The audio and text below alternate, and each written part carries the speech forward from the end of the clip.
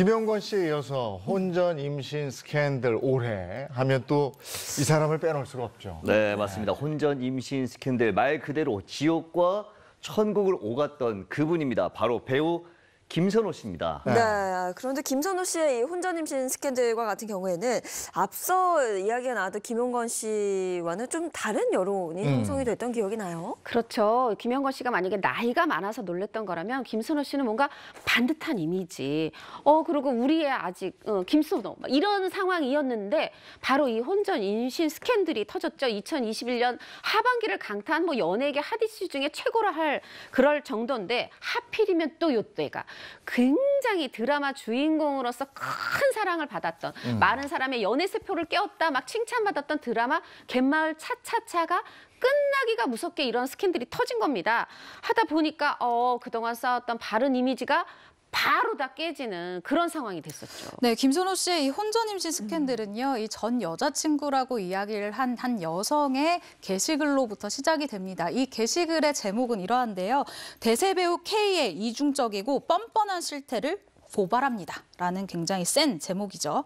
김선호 씨의 전 여자친구라고 주장하는 이분의 그 주장에 따르면요. 김선호 씨가 낙태를 종용했고 또 혼인을 빙자했다라고 주장을 한 건데요. 김선호 씨는 논란에 휩싸인 이후에 이유 여하를 막론하고 무조건 사과를 하겠다라는 뜻을 보였고요.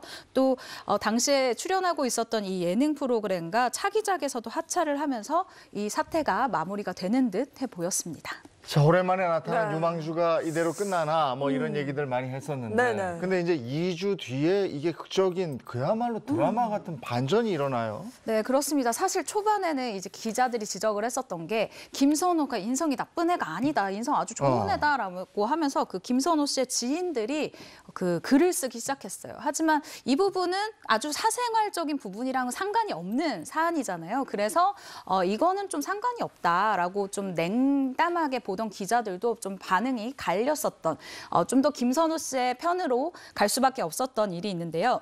얼마 뒤 한 매체에서 김선호 씨와 전 여자친구가 주고받은 메시지를 공개를 합니다. 이때 반전이 일어나게 되는데요. 이 메시지 속에 김선호 씨는 전 여자친구를 아주 극진히 아끼고 또 자신의 부모에게 소개시키는 모습을 소개를 시키려고 하는 모습을 보였어요. 근데 이런 모습이 그 전 여자친구가 주장하는 혼인 빙자랑은 좀 거리가 먼 것이 아니냐라는 여론이 생겼고요. 또 두 사람이 결별을 한 것이 김선호 씨의 낙태 강요 때문이 아니라 이 전 여자친구의 반복적인 거짓말로 이 두 사람의 사이가 더 이상 신뢰할 수 없는 사이가 되어버렸다라는 것이 이 두 사람의 그 이야기와 사과 등을 통해서 밝혀지게 된 겁니다. 그러면서 여론이 김선호가 오히려 피해자가 아니냐라고 하는 그런 말들이 생겨나게 된 거죠. 네, 그야말로 반전 드라마가 따로 없을 텐데요. 김선호 씨 관련해서 좀 굉장히 놀랐던 부분이 이런 치명적인 스캔들 이후에도 인기가 굳건했습니다. 굳건했습니다. 이거는 또 시상식에서 보면 연말 시상식에서 보면 알 수 있잖아요. 2021 AAA 어워즈 여기서 김선호 씨가 무려 상을 2개 받았는데 그게 또 다 인기상이에요. 레드 인기상, U+ 아이돌상 이런 인기상 2관왕에 오르다 보니까 건재하네. 말하자면 사생활 논란이 있었지만 결국은 그것도 잘 해결이 됐고 또 드라마를 통해서 보여줬던 그 연기력, 좋은 이미지가 한몫했다. 이제 이렇게 볼 수가 있겠는데요. 이뿐만이 아닙니다. 그 지난 10일에 이 온라인 SNS 커뮤니티에 이런 게 등장해요. 뭐냐면 미국의 그 타임스퀘어 광장에 보면 여러 광고판이 있죠. 네. 그 광고판에 김선호 씨 팬이 직접 광고를 걸었습니다. 당신의 영화 데뷔를 축하한다. 큰 스크린에서 당신을 보고 싶다. 이런 광고가 저렇게 공개가 됐어요. 이걸 통해서 와, 김선호 진짜 건재하네. 확인이 된 거죠. 저 굉장히 비싼데 저 광고요. 그렇죠. 타임스퀘어 5개 너무 비싸죠. 세계 아주 유명한 저 브랜드들이 막 광고하려고. 그렇죠. 네네. 맞습니다. 사실 정말 비싸기로 유명한 게 바로 미국 뉴욕 타임스의 광고판 그 광고거든요. 네. 제가 예를 들어 좀 설명을 드리면 얼마나 비싸냐면 나스닥과 로이터의 전광판 광고가 만약 1시간에 15초씩 일주일 나갔다 네. 했을 때 가격이 우리나라 돈으로 3,500만 원 정도 된다고 합니다. 어마어마하죠. 어마어마한 네. 금액이죠. 네. 그리고 또 한 가지 김선호 씨가 출연을 고심하던 영화의 차기작이죠. 그러니까 영화에 출연을 한다라고 공식화하면서 분위기가 반전되는 그 방점을 한번 탁 찍었습니다. 네, 맞습니다. 김선호 씨의 차기작은요, 일단 스크린 데뷔작인 슬픈 열대가 될 것으로 보여집니다. 이 슬픈 열대라는 영화는요, 한국인 아버지와 필리핀 어머니를 둔 소년이